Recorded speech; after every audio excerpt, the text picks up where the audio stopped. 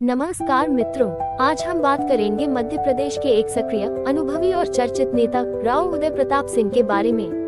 उनकी यात्रा, सफलताएं, चुनौतियां और राजनीति में उनका सफर, सब कुछ इस बायोग्राफी में शामिल है।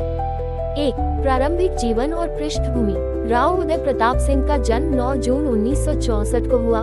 उनके गांव का नाम है लोलड़ी, जो नरसिंहपुर जिले की तेंदुखेड़ा तहसील में है। उनके पिता का नाम है श्री लक्ष्मी नारायण सिंह और माता का नाम है श्रीमती हेमलता देवी। शिक्षा की बात करें तो उन्होंने B.Com ग्रेजुएट की डिग्री सागर विश्वविद्यालय सागर यूनिवर्सिटी से प्राप्त की। पेशे से वे कृषि कार्य से जुड़े हैं और राजनीति में प्रवेश से पहले उनका जीवन ग्रामीण पृष्ठभूमि और खेती किसानी से गुजरा। 2.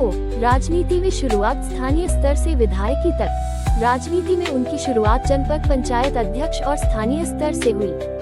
2008 में उन्होंने तेंदुखेड़ा सीट से पहली बार विधायक MLA चुने गए। उनका ये पहला विधानसभा चुनाव जितना महत्वपूर्ण था, उतना ही कठिन भी, क्योंकि उस समय क्षेत्र राजनीतिक लड़ाई और स्थानीय विकास की मांगों से भरा हुआ था। 3. संसद तक की राह। लोकसभा सांसद बने। 2009 में राव उदय प्रताप सिंह पहली बार संसद के लिए चुने गए। उन्होंने 15वीं लोकसभा के लिए होशंगाबाद, अब नर्मदापुरम होशंगाबाद लोकसभा क्षेत्र से चुनाव जीता। उस समय वे इंडियन नेशनल कांग्रेस के टिकट पर थे, लेकिन 2013 में उन्होंने कांग्रेस पार्टी छोड़कर भारतीय जनता पार्टी भाजपा में शामिल हुए। 2014 और 2019 के लोकसभा चुनावों में उन्होंने भाजपा की ओर से ही जीत हासिल की। 2019 में उनकी जीत रिकॉर्ड मतों से हुई थी। उनकी लोकप्रियता और जन समर्थन का ये सफर बताता है कि वे अपने निर्वाचन क्षेत्र में कितने मजबूत नेता माने जाते हैं।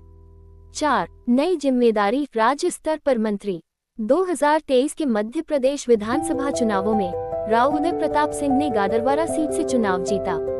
उसी साल 25 दिसंबर 2023 को उन्हें मध्य प्रदेश सरकार में परिवहन, ट्रांसपोर्ट और स्कूल एजुकेशन मंत्रालय का मंत्री नियुक्त किया गया।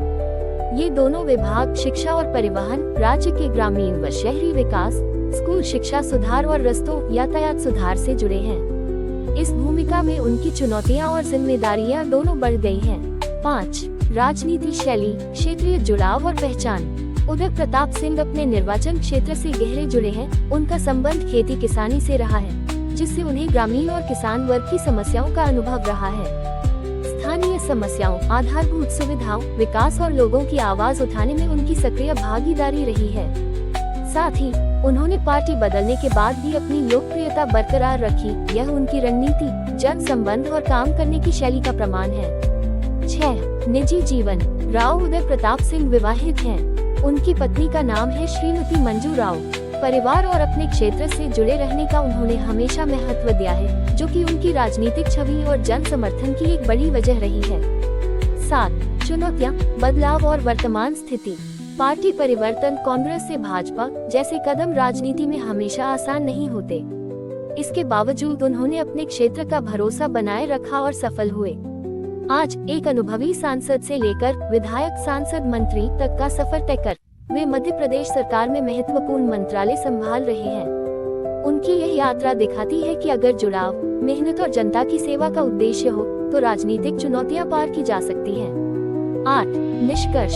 राव उदय प्रताप सिंह की कहानी है एक साधारण ग्रामीण पृष्ठभूमि से उठकर लोकतंत्र में सक्रिय भागीदार बनने की, जनता से जुड़ाव की, राजनीति में बदलाव की और जिम्मेदारी लेने की।